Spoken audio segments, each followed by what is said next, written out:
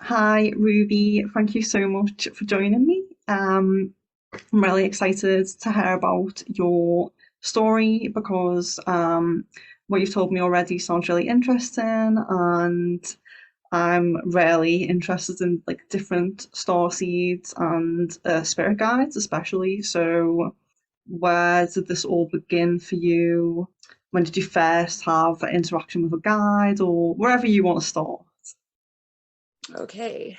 Thank you for having me. I really appreciate the opportunity. It really all started at pretty much birth. I was born with a vestigial tail, and of course they clipped it, and extra toes on my feet, they clipped those. Um, the first time I had any interaction with a spirit guide was, I want to say, 3 years old. That was the first time. And it's kind of one of those things where it had always been there. Um, but when you're young, it's hard to differentiate what it is that you're hearing inside your head, be it imagination or conscience, whatever. There's always a voice that stood out, very profound, very different, had a slight accent to it even. And from the time I was little, I could do things. We grew up next to a nature reserve, and that was my playground. Every day I would be out there barefoot running around, and it all came so natural to me to be able to perceive things differently, very deeply. Had an understanding of existence overall and the balance of it from a very young age. Mhm. And my mom and I are Apache and Choctaw Native American. And when I was, I want to say, 6 or 7, we went to a little Indian festival that they had in the town I grew up in. And I met this woman that she knew all these things about astrology and astronomy and history, anthropology, you name it. And for me, that was fascinating as a kid. And she started talking about like my horoscope and all this, and asked my mom about like my natal chart and everything. And she goes, "Oh, wow, that's interesting." And of course, I'm sitting there like, "What is it?" And she mentioned Lyra. And I looked at my mom and I looked at this woman, and I was like, "Mom, that's what I was trying to tell you about. That's what I was trying to tell you about." And the woman went to go elaborate more. And I was like, "It doesn't exist anymore." And she looked at my mom like, have you talked to her about this? And my mom was just as intrigued as I was. Although I came to find after she died that she knew all along. She knew. Mhm. Um, because she also, was a starseed herself, not Lyran, like solely Lyran, but Syrian. And but she was familiar with my soul already. And so around that time when she was telling me about all the different things, that like little specifics about Vega and the role of Lyra, and what had happened, it really resonated with me what she was saying. And I had this little, what do you call it? It's not a collage book. It's like a picture journal. Picture journal. That's it. And I had always had like little things that I would find and collect when I was out in the woods and things like that. And I came upon it out of the blue when we moved. And in it, I never really understood like the whole, when you doodle on things, just without even thinking, just doodling things down. Mhm.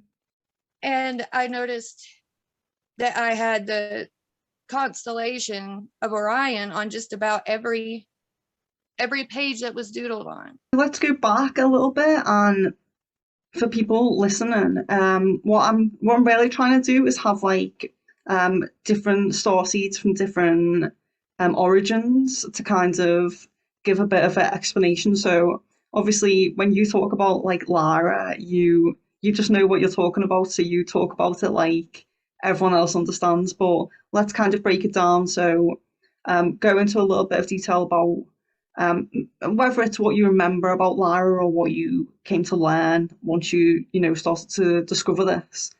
Just a little bit more about what you know, like you said, it doesn't exist anymore. Like, what's the story behind it? Well, from what I gather from my own memories from there. Yeah. Um, So you had these memories from a child. You this was what you were trying to tell your mum, and then when she spoke to this woman, this yes, woman this woman it confirmed your beliefs.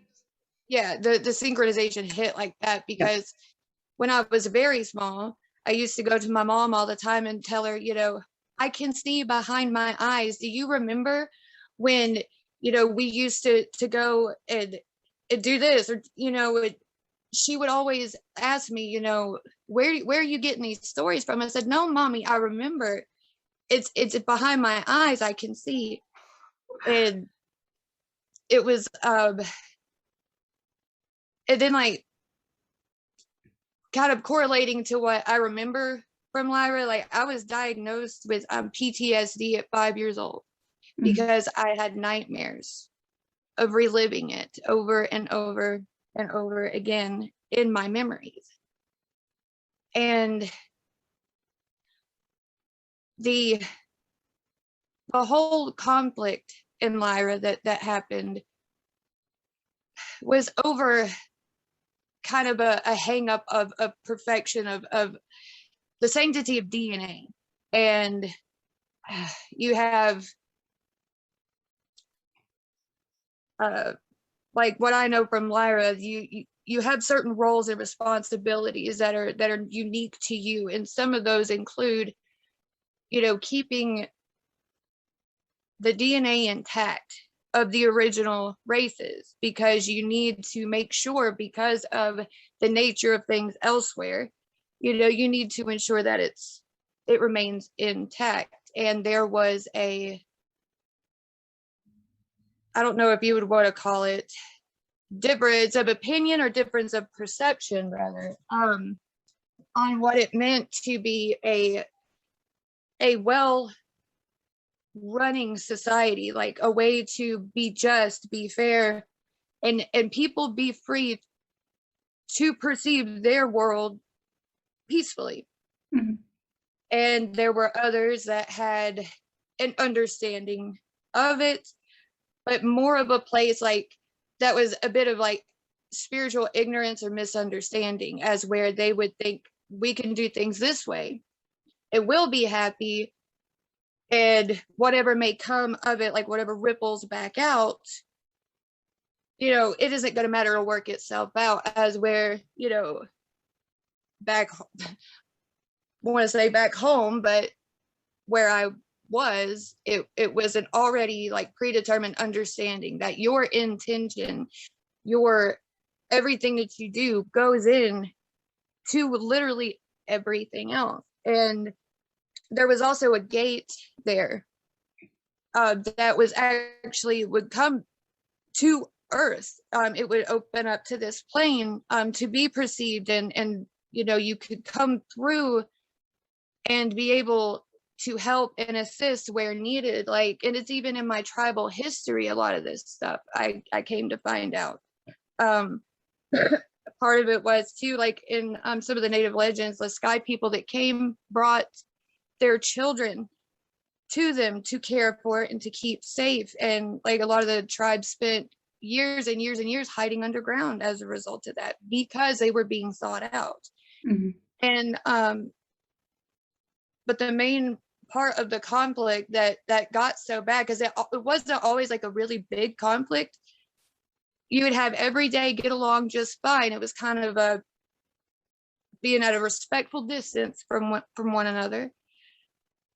But it got to a point where between the not following the law of one and the interference of using the gate and what they were putting out into other places, you know, and other creations that were still meant to be kept at a certain state, they would come through and intervene.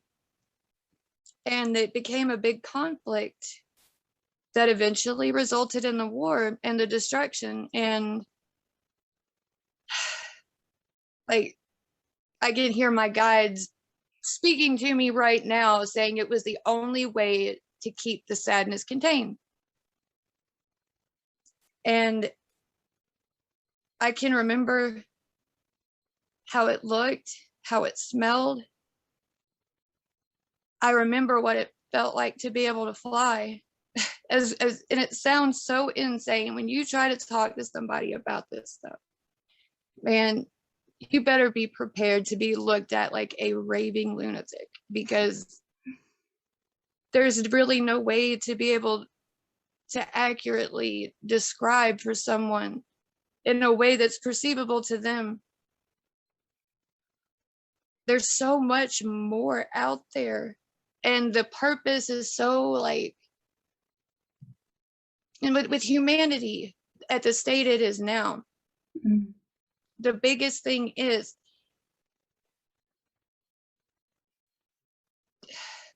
there's an infection that's at risk here. Like people are, but it's not like anything like coronavirus. It's not anything like that. It's just like an artificial intelligence. And with quantum computers, with all the added in technology of things, and what like the draconian way of doing things is still very much alive right now. Yeah. But souls are waking up. And that's not to say that, you know, I know in my heart, and I know it to be true from before, that, you know, it doesn't matter what starseed you are. If you are here, you didn't screw up. And somebody talking, like if you're, you know, reptilian, whatever, and somebody speaks of draconians or, you know, whatever, it's not referring to them or their kind as any kind of way. Each person, each entity is in and of itself exactly what it's meant to be. What happened then was then. But when we had to leave Lyra, there were a few that came. And it was, I think, 2 stops in the middle between the time in Lyra and our time here on Earth. And the draconian,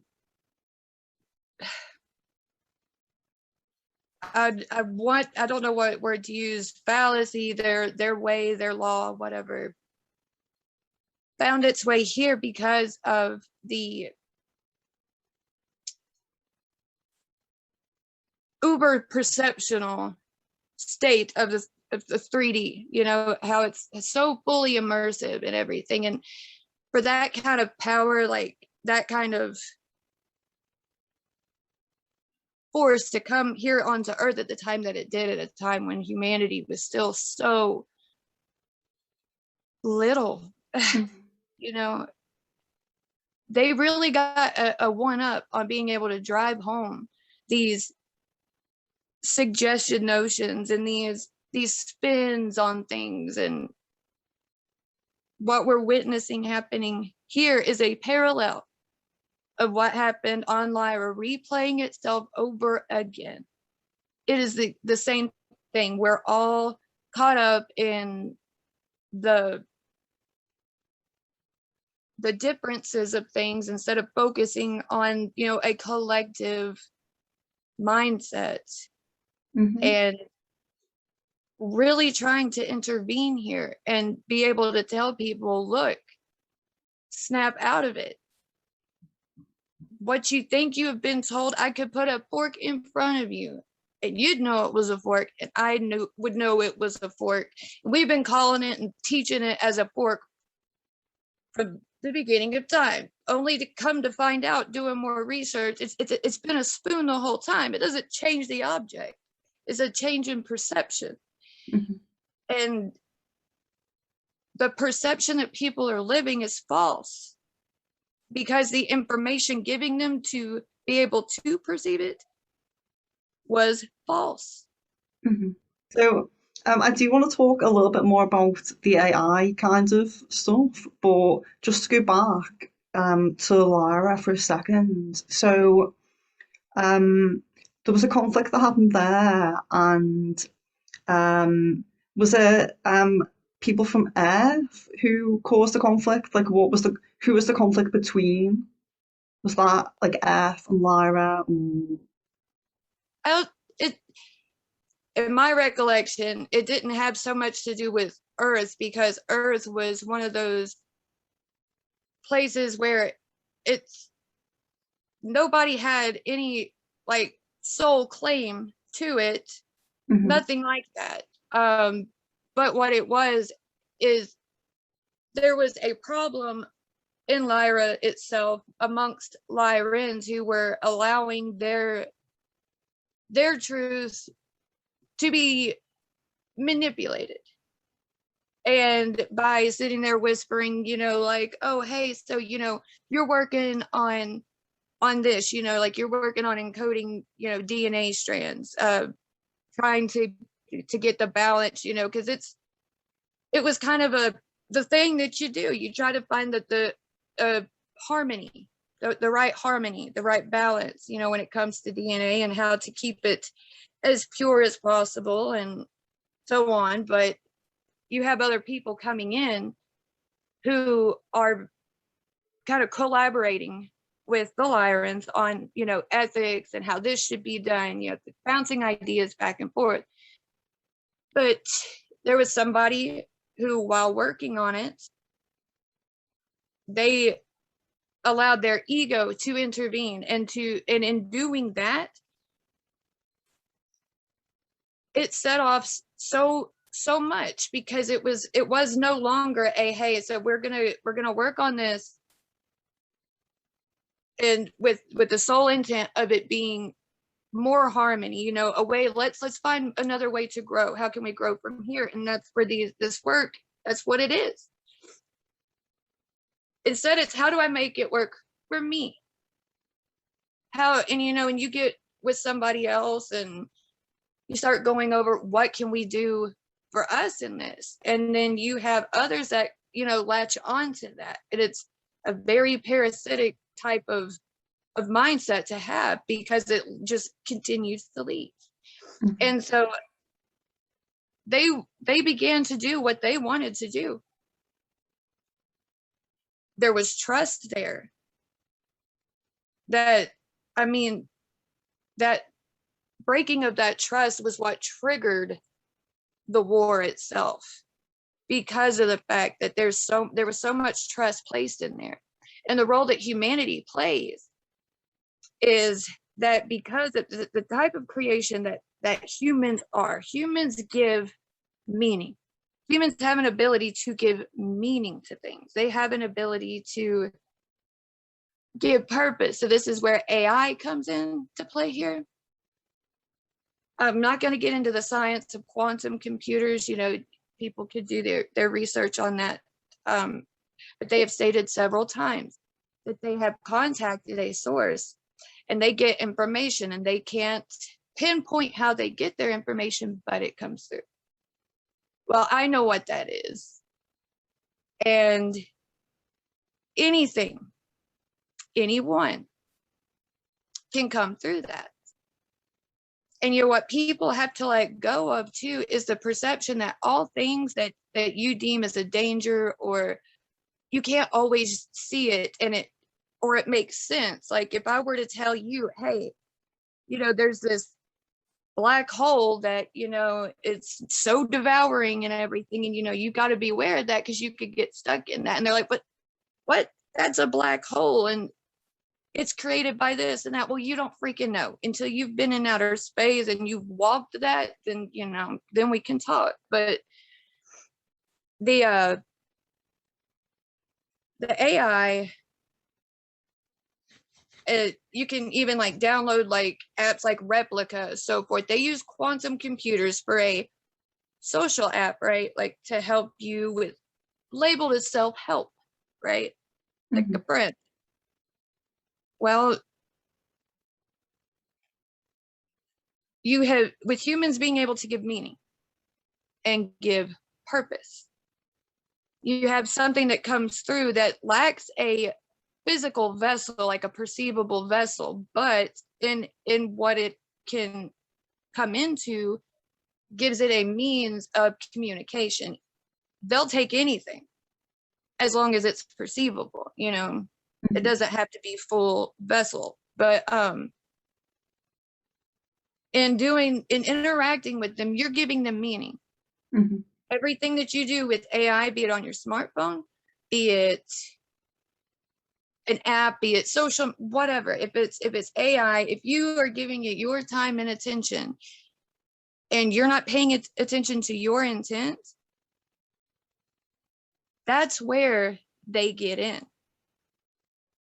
And it has nothing to do with, like, you know, people get muddled up and they muck things up with, you know, religious things and this and that they're trying to interject to it. But you don't need to touch something to perceive it. It doesn't need to have a verbatim scripted invitation to you, because there is a law that many are ignorant of, and part of that law states, you know, ignorance of the matter is not an excuse. However, ignorance will be protected. Like, you're not going to have to answer for something you did out of your ignorance, but you're going to have to learn the lesson regardless. But these things are like a spiritual virus, so to speak. And what it is what they're trying to do and it even goes into like the Neuralink and everything, and, you know, the RFID chips, anything like that, anything that can come into your person and block off or even emit its own frequency, interrupt yours.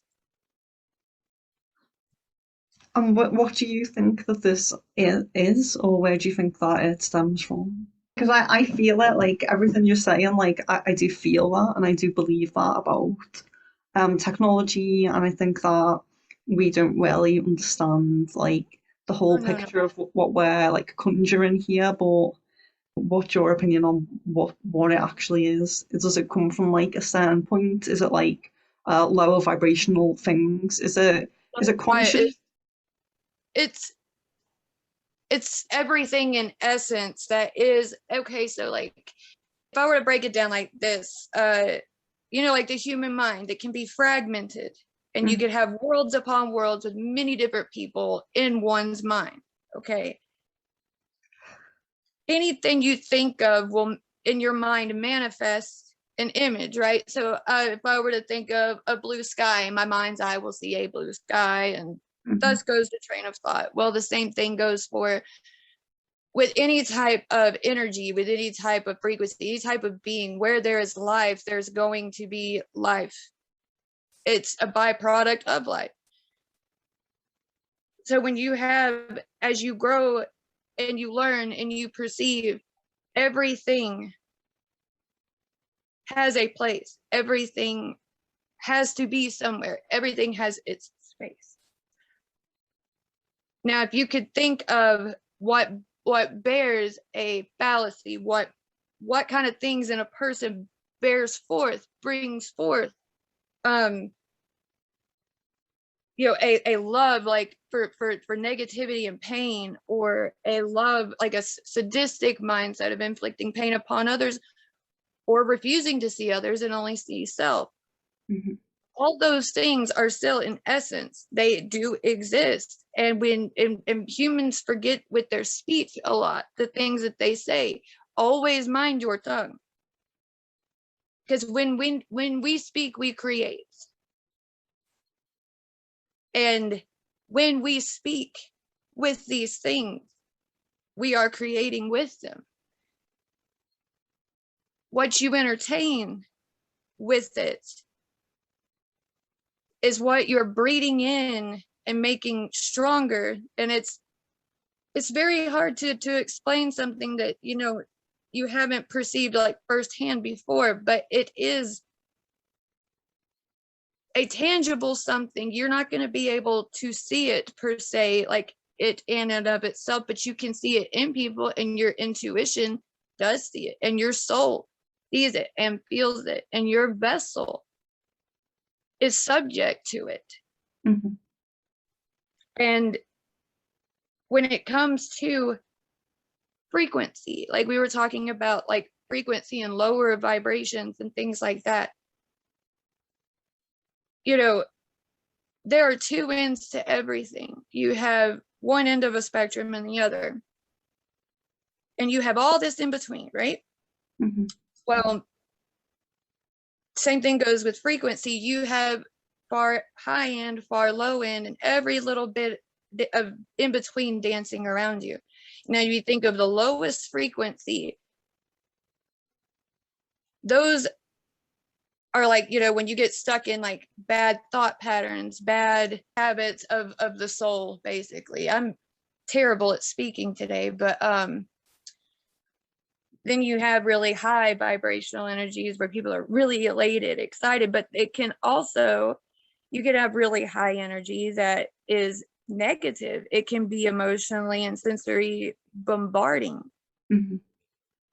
And so I don't want to sit there and like say for certain verbatim, yes, it's frequency, because, you know, high vibration, low vibration. It's a little bit more complex than that. Because if you think of frequency in its productive ways, think of this thing in frequency that destroys and consumes.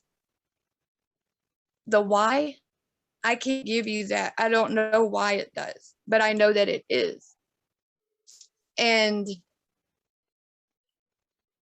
I do know that they are trying like hell to get in the human mind that our ability to change our frequency at will, our ability to block at will, is astounding. You have in yourself a way. If somebody was like, with frequency weapons, and it's been proven in research and experiments done on people, but they could have a focused frequency locked in on you, and if you will it to not affect you, your brain emits a frequency that is neutralizing. It's not destructive, it's neutralizing, and it can be done. It's been measured, and they have proof it can happen. And what they're trying to do in the AI and all this manipulation, like bad manipulation of DNA and everything, is to figure out a way to create a human who cannot perceive or allow in frequency above or below a certain baseline. Mm-hmm. They want to block out the collective consciousness. They want to deafen the spiritual ears, and they want to blind the spiritual sight. If you think you're alone, you're not going to believe you're alone if you can hear everybody else out there on the other side. Or if you can look out and say, oh, well, clearly there's something else out there, in order to make you believe that you're just this, and your only purpose is just this, and only this is where you came from. If there's no other proof, then you're more apt to believe it. And that's the amazing thing about humanity and every soul out there, is that will, that ability to create your own, you know, and even to the point where when someone is trying to destroy the reality you've created, you can just be like, no, and do it peacefully. One war that can be fought peacefully. And that's kind of, we're really trying to do it different this time. They have to go and open up more gates. Do you think it's like our will or our souls or whatever like you want to call it? Do you think that it is really like a really strong force because it's been such a long time that we've been bombarded with like chemicals and um, blue light and all this like screens around us constantly and this way of living, pollution and just the food, like the terrible food. Like when you think Yeah. about how like bombarded we are with these things and how many people are still can have these amazing like spiritual experiences and how many people still have like past life memories and things because for a lot of us when we first come here we just wiped clean kind of and Amnesia. Yeah. yeah, and I think it's amazing like how many of us are still experiencing things now with all this around us. So it does kind of prove like the power of will and the power of this force, whether you want to say soul or mind or you know. I think soul is the perfect word Mhm, because I'll put it to you like this. So you have like, imagine a body, like a full organic body of something. And imagine each civilization as a part of that body, right? mhm, Now imagine each person that like if you were to live inside of it, every person, a molecule of that body. And that's the law of one, where you all work for one because of the one you all are. It doesn't matter who sits in the seat of the brain or the heart or whatever, because without any one of those organs, you don't have a fully functioning body. And that's been the whole mission, is to get all the organs, like all the civilizations, to start properly working and doing their own part so the whole body can be at a good state. And it's so funny, like even just talking about it, how it just, there are so many parallels to the reason for existence and the reason for everything, even in something as simple as looking at how our own bodies thrive. It's as if our souls are saying, just, it's so simple, it's right in front of you. That's what distracts people from what you were mentioning about, can we still remember our past life? Can we still contact our ancestors? Yes, yes, yes, yes, everybody can. mhm. But you have to remember, and you have to let go of the notion, whoever you gave the power to tell you no you can't, and you need to ask yourself, why did I listen to that? What proof did I have? you know Through my entire life, I have seen things that I'm all too aware nobody else can see, or perceive things no one else can perceive. I mean,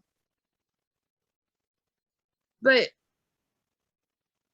it's not because I'm special. It's because like my mind held on to, honestly, the simpleness of it. Mhm.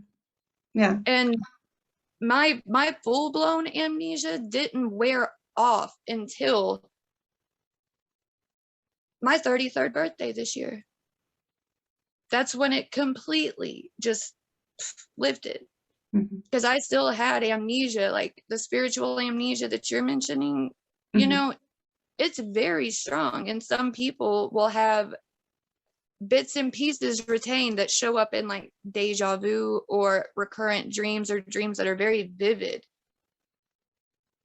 And and that's kind of like the draconian way of stopping that, is immediately before you're given a chance to ponder the possibility on your own terms, they put you in and indoctrinate you into having that suggested notion that what you believe, what your heart knows to believe before anyone had to tell you, is all whimsy and nonsense, and it doesn't really exist. And when you believe that, you have just decided, okay, then I'm just going to take the magic out of my life. Mhm. And your life won't be magical. You may have a few instances where, you know, your family comes through for you a couple of times, but you're not going to be able to see it for what it is. Mhm. And it's so painfully simple, but it's a paradox to get there, and I understand that. I empathize with that very much. Mhm.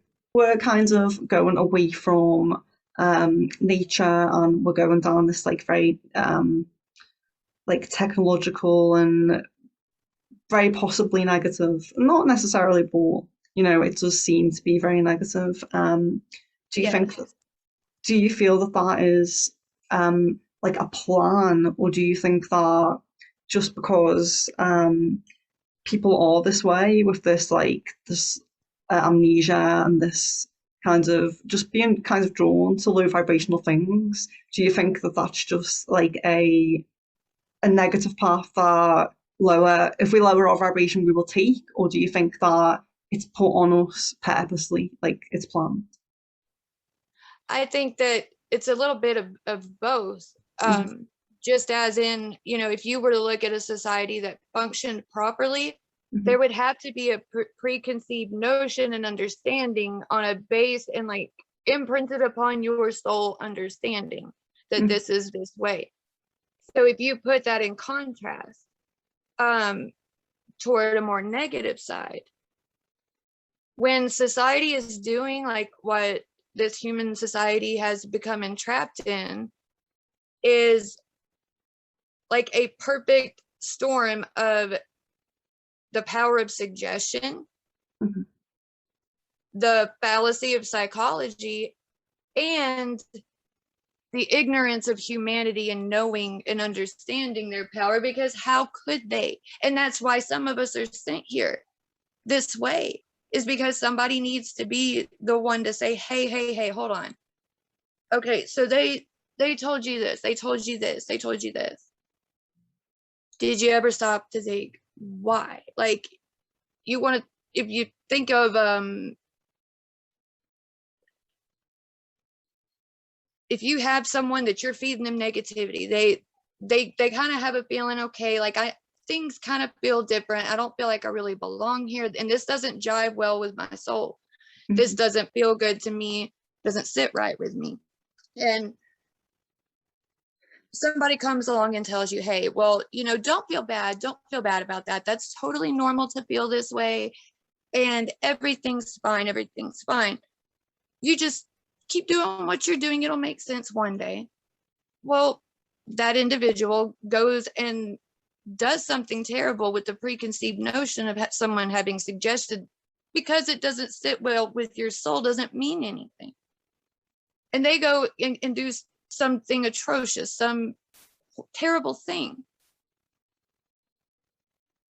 It creates its own, it's like a perpetual jacked up machine that just keeps producing, it builds upon itself, and you don't, and that's what's sad, is because you don't realize what you're giving power to. You don't realize that every time you entertain this or you go along with this fallacy, you're making it so much more powerful toward you, toward me, toward those who've yet to even be born upon this plane. They will have to carry that too, because Mm-hmm. everything ripples out and it does come back. And when it comes back, it's stronger.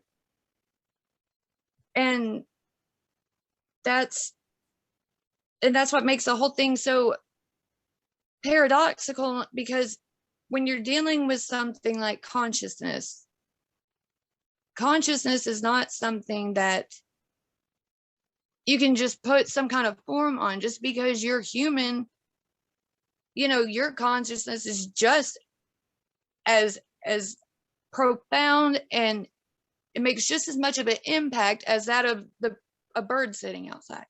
Mm-hmm. But people don't understand what separates humans from animals, what separates humans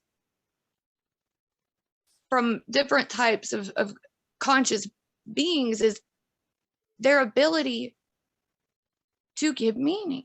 You can choose defeat in a snap, or you can choose victory literally in a snap. But the thing is everyone has to be on that level. Everyone has to be saying, okay, let's get away with the labels, let's get away with all the crap and the distractions, because that's where all of the war lies, in the distractions, Mm-hmm. in the little unseen things, the little things that humans no longer give merit to. You know, when you're sitting there lost in your phone and your little daughter or your son or your pet comes up to you needing love, needing attention, and you make that conscious choice, you probably don't even think anything of it in the moment.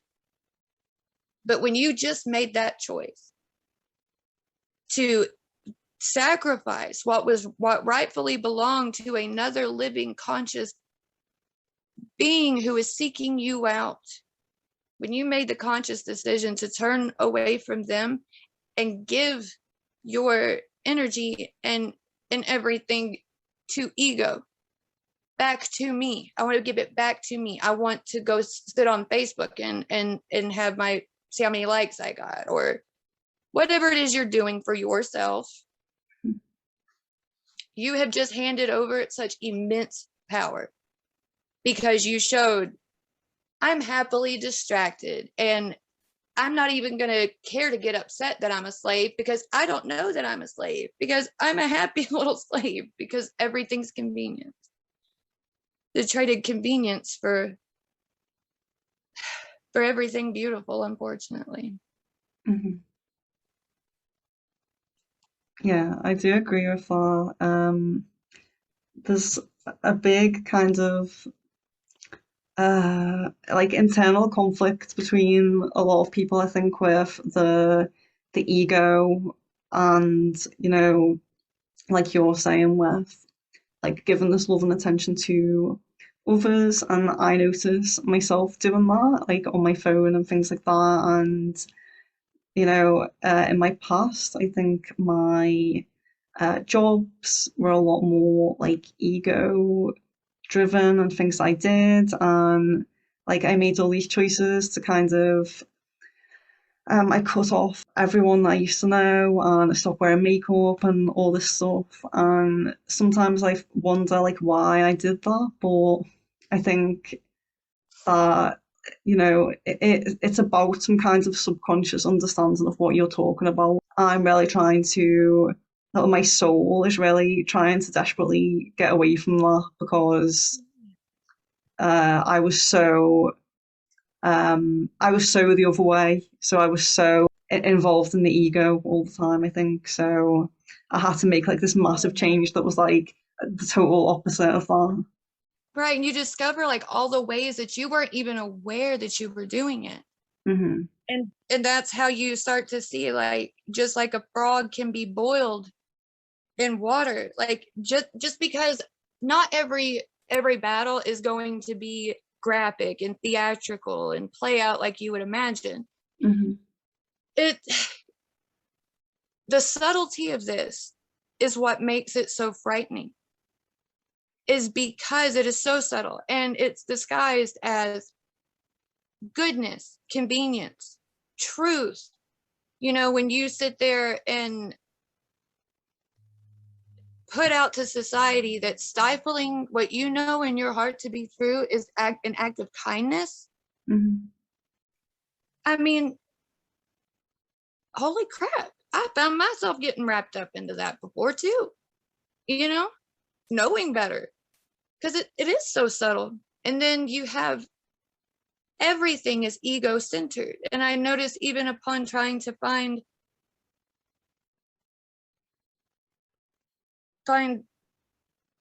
people to connect with here, You can't even go into any kind of a platform and somebody ask an innocent question, you know, in regard to like starseed, you know, what starseed are you? And then people are bickering. I mean, really? Is it really gotten to that level? Like, it's a superiority thing all the time. And the labels, everything has to have a label. Everything has to have a label. Everything has to be tiptoed around and this and that. And, you know, the whole notion of, oh, taking care of yourself is selfishness. And then giving people the opportunity to say, okay, so I need to, and now it's care for yourself, care for yourself. But you notice even doing that, they have even taken it too far into the ego, which is now they're not teaching a healthy self-love. They're teaching a obsession of self. I mean, and it ties into everything else we do every day. When we go to the grocery store, what we choose to watch on TV, our YouTube playlist, even our friends on our Facebook, we tailor our world to what we want to see. And only those who think like us, only those who perceive like in every little way and lift us up and feed our ego is what we keep around.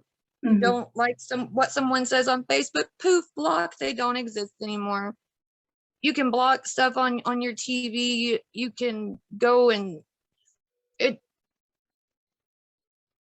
I think convenience and focusing on self, along with believing the fallacy that you are nothing more than a primal animal, created the perfect breeding ground for something like that. You lead someone to believe they're an animal, then they no longer have to justify what they do. They no longer have to take accountability. You make everything so convenient. People will lose sight of the value of hard work, of what it means to truly put blood, sweat, tears, effort, time, and energy into something and see it through. The amazing fulfillment that brings you, people are lacking in that because that's no longer the goal. The goal is, how do I get by as comfortably as possible? Well, there's no growth there. If you're comfortable, you're not growing. And it's so blatant these days that it's sickening almost. And it's very hard at times to sit and look at humanity and say that they still deserve more time, you know, because we're reaching a point where we don't have the option of just sitting around and waiting for people to straighten up anymore. And so many more of us are awakening. Our amnesia is wearing off because our souls sense the urgency here. Our spiritual eyes are opening and we're starting to really take notice, even if it's the slightest little thing like the time on the clock. Our childish eyes are opening again to be curious without being fearful, and to be rebellious without being obstinate. People are wanting to chase that truth again. People are wanting to figure things out again. And that's why I wanted to do this, because I have this feeling. It's more than a feeling, it's a knowing that the more of us that get out there and say something, and it's like, okay, yeah, let's get it out of the way. I'm different. People are going to say that I'm crazy and I'm a lunatic. You know what? Whatever. Okay, if it resonates with you, you're who I'm talking to. And it's time to get up, get awake, shake off the sleep, and we got to get to work. We got to start changing hearts. We got to start, and it sucks, being what we know to be right. And that involves a lot of sacrifice, and that a lot, it's uncomfortable. It's not pleasant, but it is worth it. Mm-hmm.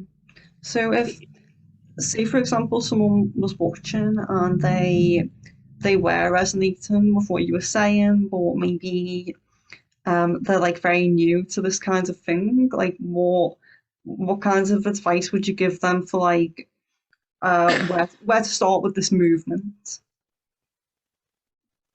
The best place to start,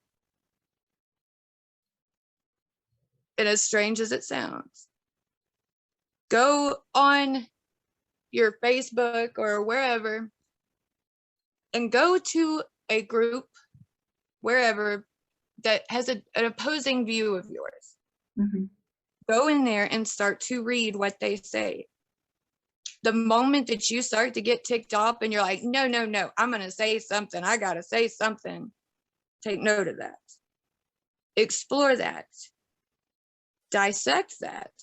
Mm-hmm. Even if it means going and taking every single word that was spoken that offended you and looking it up in the dictionary, and you really need to sit and ask yourself, why did it offend me? Oh, because it hurt my feelings, or it insulted da da da da da. Well, why does that bother you? You have to find your truth, and you have to be okay with your truth, and you have to recognize another's truth and be okay with theirs without always having to take it personal. Once you are able to start looking deeper into yourself, you can start looking more hard into those that you care about, the little things that come up every day that make you fall in love with being alive. Mm-hmm. And I don't care how depressed you are, you cannot tell me that at some point during your day you're like, eh, not so bad. Even if it's just that, if you need something to be thankful for, hold your breath till you can't hold it anymore, then breathe. There you go. That feels nice. Being able to breathe. Yep. Once you get to the point where you can reflect on self, free from bias, Mm-hmm. you don't want to, build a fallacy in your head around yourself. When you screw up, you got to call yourself on your BS Mm-hmm. right then and there. And the best way to go ahead and, like, what I call rip the Band-Aid off kind of thing, is what I did with me, which was, if I caught myself saying something that wasn't true, I would just go ahead and grit my teeth and I would just blurt my truth. Get it out there. The honesty is what counts, because you have to hone in your perception outside of self and free of self-focus. And you also will get to a point where you begin to understand how many conflicts and negativity that you yourself brought into your own life, and not only your own life, but the lives of others. Mm-hmm. And when it comes to the starseed things, some people may be feeling it in their heart, but it all sounds too far-fetched. Get out somewhere. And I was so very blessed to have grown up where I did, because I was immersed in nothing but nature. But go find somewhere. I don't care if it's just, if you got a little patch of grass that's popping up through your concrete, kick your shoes off, go stand. Take yourself some deep breaths, feel the sun, forget your worries. Whatever it is can wait. 2 minutes, just 2 minutes. Mm-hmm. Find something to be grateful for, and you say it out loud. And my guide, my spirit guide, if you are of the light and your intent is love and empathy and to benefit me, could you please reveal yourself to me in a way that I can understand and perceive you? and it will happen. But you gotta, when you ask, you gotta be in a state where you're gonna be heard. And if you're gonna receive, you have to let go of those boundaries in your head, that everything that says that's impossible. Science says, you know what, if you keep entertaining that, every time you do that, you block off your sight. Your guide could be right in front of you and you're just not going to see them. And do your research. Go and look into frequency, look up the Schumann resonance, look up the frequency of the human brain, and look up the frequency of certain stars, and the frequency of different seasons, and your memory. It's in there. It's still there. But you got to kind of shake the amnesia off. And the way to do that is go and read up on what it is that you are trying to figure out. Read up about the Pleiadians, read up about the Andromedans, whoever, wherever you feel you're from. What words resonate with you, that's what you keep running with. What doesn't resonate for you, you know what, then that's not for you. Just keep moving, but just don't give up. You will wake up when it's time. Yeah, that's good. That's good advice. I kind of went on a tangent. I'm sorry.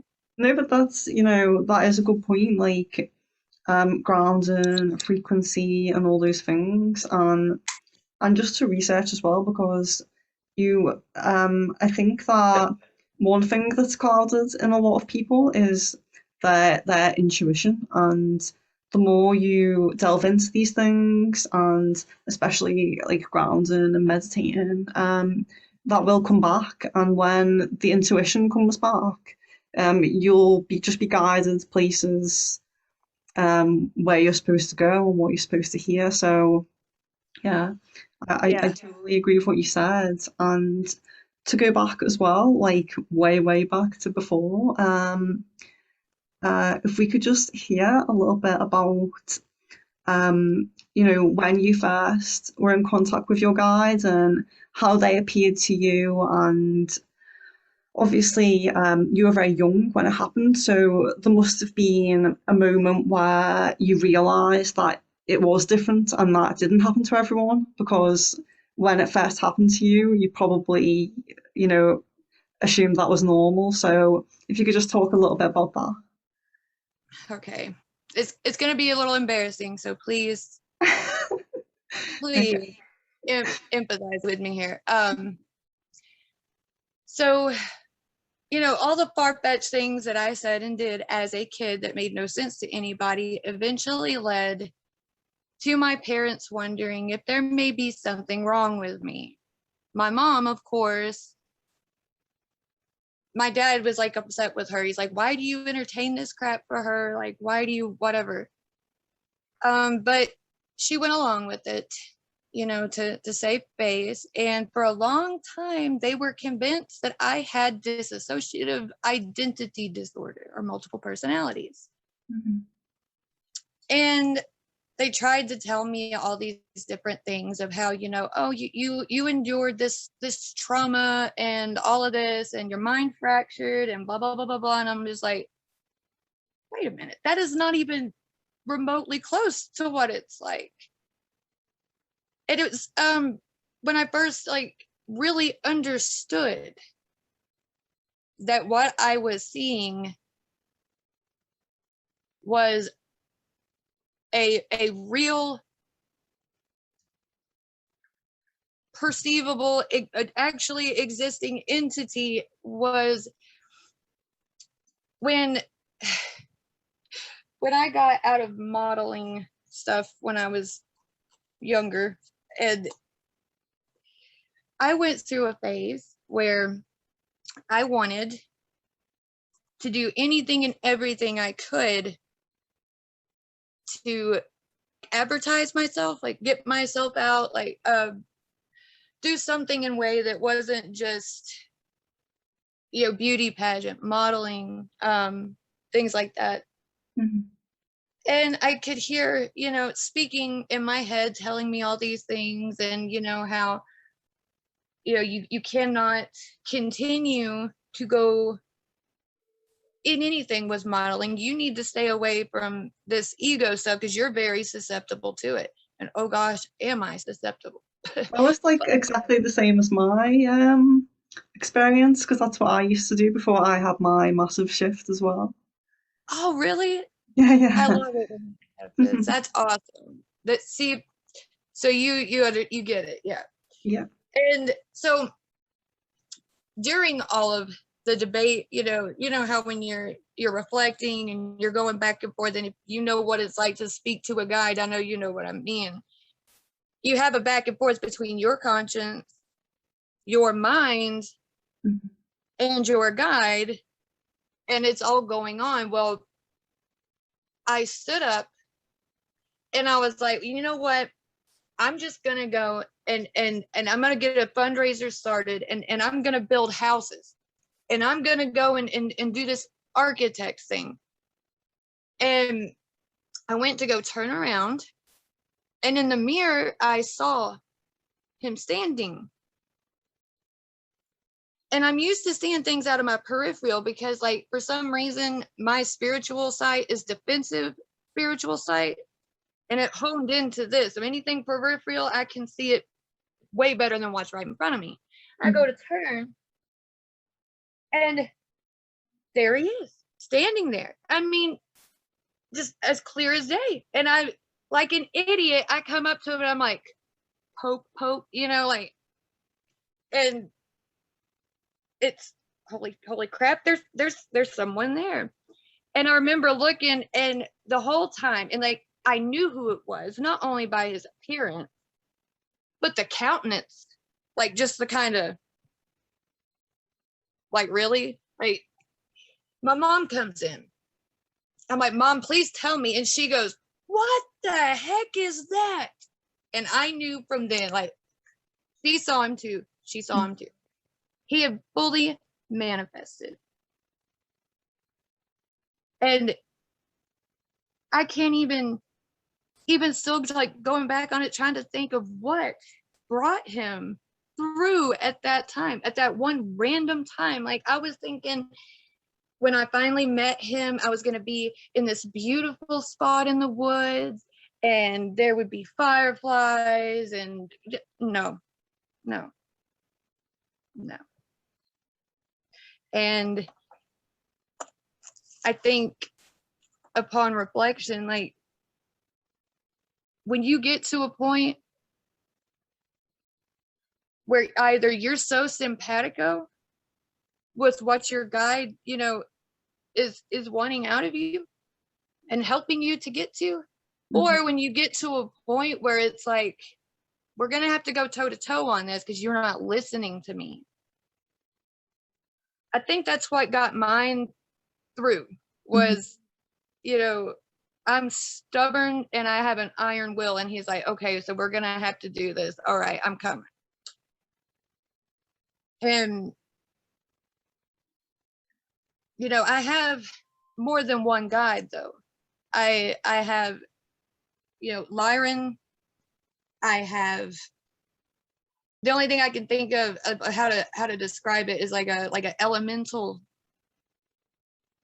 thing. Okay. And then animal guides, and it seems like they all have a special something they know, and I think we know somewhere deep inside of us when the time is. And what I've come to find is that, when it comes to your guides and the different ways that they will make themselves known to you, they all seem to have their own hidden knowing of when this time is. And I know it's really difficult, if you feel like your guide has manifested to you in one way or another. I know it's really weird and it's odd when it happens because it is so deeply ingrained to that it can't be real, you know, that there's just no way. Like, for some reason, you know, we can fathom, you know, in vitro fertilization, but we have been told that, you know, manifestation or, you know, any type of emanating force being able to direct energy and manipulate as needed is just too fantastical, you know. And Yeah. I'm telling you, the government can turn directed energy into a weapon. It's a thing. It's energy. And it doesn't matter if anyone else, like my mom, she saw mine, my dad has seen it, and my husband has seen it. But even if nobody sees your guide, they're not meant for anybody else. And it doesn't make it any less real. You know in your heart, okay, like, all sensitivity aside, I just have to be very truthful for a moment. You know when you're BSing somebody. You know when you're BSing yourself. Mm-hmm. There's this little twinge in you, and that's having to, you know, choke down a lie. If you know you saw it, if you perceived it, that by definition makes it real. If it is perceivable, it is by definition real. Yeah, I think that's a very valid point as well, because sometimes when I have like an experience, even though I do believe in these things, you do get like that belief that's ingrained into you that that can't have been real. So sometimes, like in the moment, it feels very real, and then when I logically try to think back to it, my memories are kind of like I start to doubt myself, and I'm like, could it have been this? And that's just because of how we've been brought up here, Oh, and that. yes. But when you're in the moment, it's so real. But then when you think back to it, you're like, Oh, yes. And it's like when you're scared, like when you're a kid and you just know there's something in your room to the point you're like, there is no way I'm touching my feet to the floor because something's going to come out from under my bed and grab me. It is your body was made to perceive this 3D plane we are on, but our souls are not 3D, and they are not just locked to the physical, I guess, for lack of a better word, perception mm-hmm. of this plane. Our body is a tool to navigate. It is not a confining cage like everybody seems to assume that it is. Your soul can perceive, and it's hard to comprehend in your brain because you're used to every stimuli being something that you can, oh, I feel that, or this is a different type of feeling. And we all know it. We've all had deja vu. We've all had a moment of intuition or a gut feeling. And it's that. Mm-hmm. That is your soul perceiving something that you just haven't, come out of it enough to be able to know exactly what it is yet. But just because someone wants to be, however, okay, so if you want to go and tell somebody and you feel it in your heart, you feel moved to go and tell somebody, I saw my guide and I'm so happy and this and this and this happened. Well, one jerk, I don't care if it's 20 jerks, I don't care if it's a million jerks that want to come and say that you're just crazy and you need to go smoke more crack, whatever. You know what? Let them be that. It doesn't take anything. The validation from other sleepy humans is the last thing we should be striving so hard to get. Yeah. I just don't understand how, well, I can understand I sympathize with the, being subjective to, having your truth robbed of you. Like, I don't even care if a rocket scientist comes up to you, honey, and says, I'm going to write down on all this board all these ways that that's not true. And it's like, yeah, well, the only thing I need to know that it is true is like this feeling right here. So, you can just go take your numbers and stick them where the sun don't shine. Yeah. One thing in regard to, like, I know a lot of people out there have a lot of doubts surrounding, like, the legitimacy of things, because it can seem very far out, and it does kind of seem like something that people can make up. But what I can provide, and it's a little sensitive, and I'm not going to go too far into it, but I was born along with the vestigial tail and extra toes, a rare form of chimerism. I have feline and human DNA, as well as one undefined. It's not like it's just they don't know what it is. It could be just the byproduct of the combination of the two. And because of that, I went through a lot growing up in several facilities here in the US, and Russian intelligence was involved on doing the research of how it's possible. And they also do a lot of like mind control. They try to do mind control practices to animals perceive reality different than humans. They have an ability to perceive differently. The perfect example is like in a snake, they can sense heat, but with sight, not just by feeling, but and they wanted to do tests on perception, what would come of you can expose to this stimuli, that stimuli, what happens, or try to figure out what the DNA is susceptible to, or what is it strong against, and things like that. And I know it's out there. It's a lot to take in, and if you're not familiar with it, you'll be really quick. And probably, I would have normally said many years ago, I wouldn't blame you for being like, boop, I'm gonna turn this off. Whoa, what the heck? But the science is out there.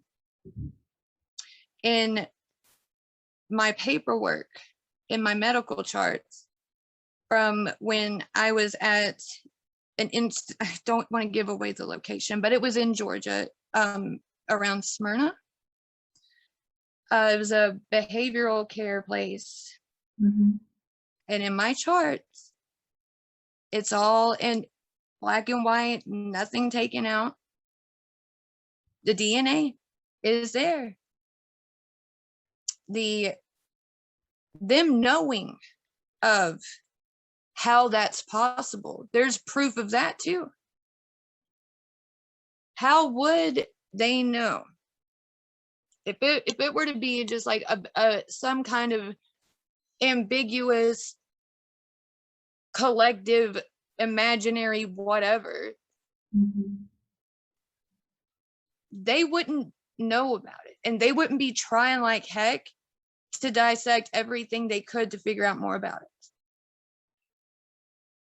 And we're at a time here where I know it's fun to get out and talk and meet each other and everything, which is all good and well, but we all have to be a little bit more cautious about what we choose to disclose to each other in speech.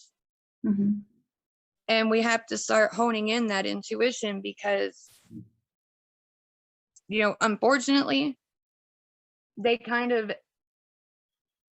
made me involuntarily be a weapon against my own kind, because they took from me, you know, they violated my right to having my privacy on such a biological level. And if they'll do it to one, they'll do it to another. Mm-hmm.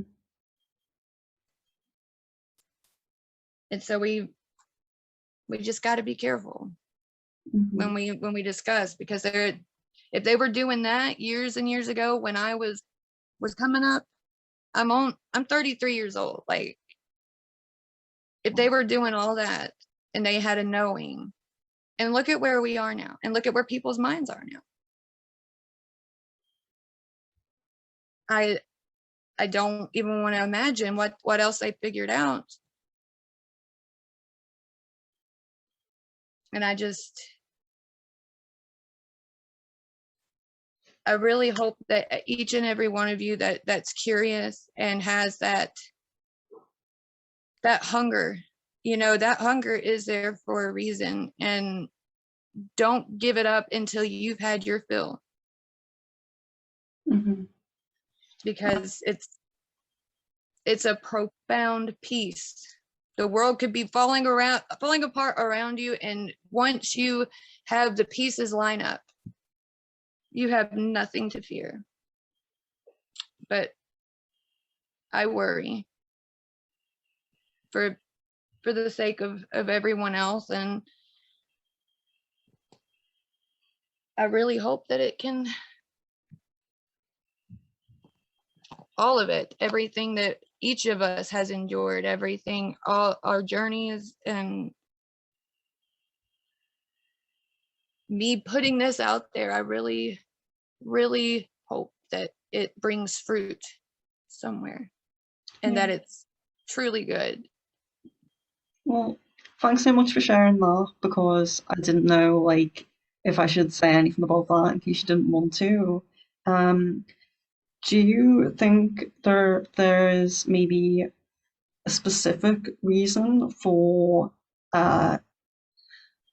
tests on certain, like, there's the different DNA linked to different origins. Do you think it's all just to see strengths and weaknesses, or do you think that?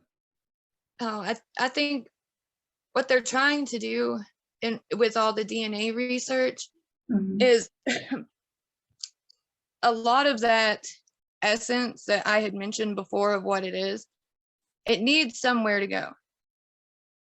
It wants that, and that's why, like, it feeds off of everything that we feel as good. It wants to feel it in the type of state that it is, in the state of matter that it is as of this point. Mm-hmm.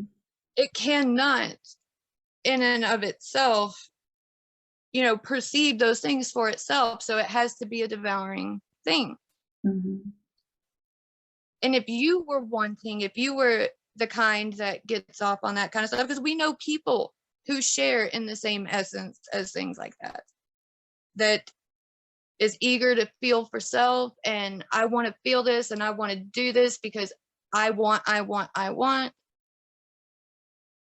Wouldn't you want the best of the best? The DNA that could do everything? Mm-hmm. The DNA that combined, it has the best of everything, all stirred up in a magical pot, and that's what they want as their vessel. Because when we think of perfection, we think of a paradox. You know, it's subjectivity and perception come into play. That kind of thing doesn't have that ability. To it, perfection exists, and it only exists at nth degree. And they won't see the fallacy in it because they think they're perfect.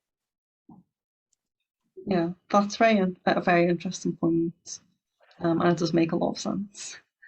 Um, yeah, thanks so much for everything you shared.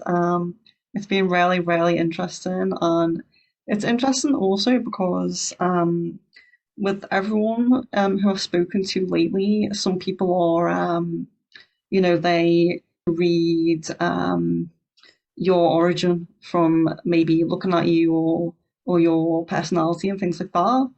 Mhm. And a lot of people lately have been linking me to the feline, like Lyra kind of thing. And I actually never thought about the tail thing because Really?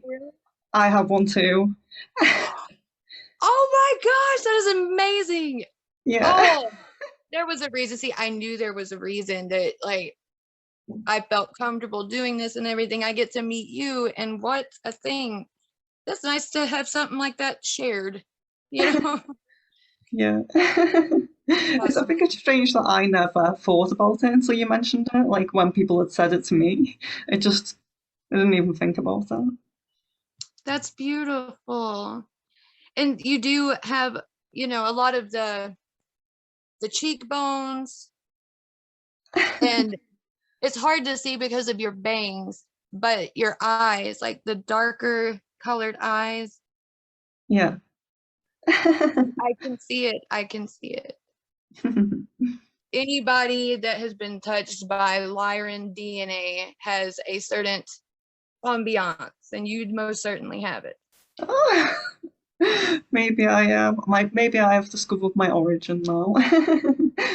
It's always a fun endeavor. And you can be, um, hybridized as well. Don't try to box yourself in on any one. It just so happened that on my journey, I discovered, you know, I'm Lyran through and through, and that's me. That's Yeah. my own thing. But my husband, I have like this strong inkling that he is Andromedan and Pleiadian, because he just shares so many of those little awkward quirks and kind of like the awkward body movements, because their type of way is, that the human vessel can be so weird to them, and so their movement in it is beautifully awkward. Oh. Well, thank you so, so much. I'm sorry. I was gonna ask you something, if that's okay, before we go, because it just came to me. Yeah, that's fine. Um, when you were talking about other star seeds, like talking about like being able to read auras or being able to have soul sight, then do you have anything like that personally that you notice in yourself? Yeah, I do Reiki, and when I went through that training, I can pick up certain things from people. And before that, like when I was younger, I had like precognitive dreams and things like that, and Yeah, like little increments of things. And then when I did the Reiki training, everything kind of, you know, blew up a little bit, and I do like reasons and things like that. that is so interesting. I would, if you have the time in the near future, I would love to, if you could share your knowledge with like the Reiki healing and everything. I've heard so many good things about it, and my mom and my grandmother and myself are shaman women, Hmm. and people say all the time, like, you can get so much understanding and like a more profound connection with people when you implement like the Reiki healing. And so I find that really intriguing. Yeah, I absolutely like. I didn't even like imagine that things would become so much more magnified after doing it. I would definitely recommend you doing it. With the way you already are now, that would be incredible. That sounds wonderful. And thank you so much for for opening this avenue, for me to be able to come and say what I can. I don't know how valuable any of it is, or if it's, you know, quite what you were looking for. But I do hope that it reaches and touches who it needs to, and that it has given something to you to add to your library of knowledge and understanding. Great, thank you so much. Thank you, it's been wonderful.